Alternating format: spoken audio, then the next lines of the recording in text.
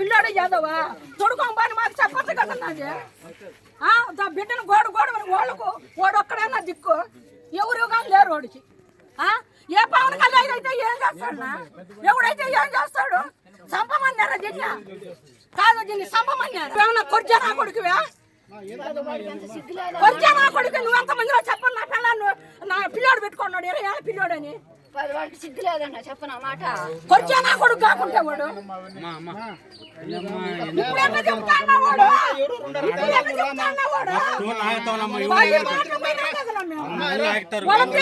చెప్పచ్చు కదన్నా వాడు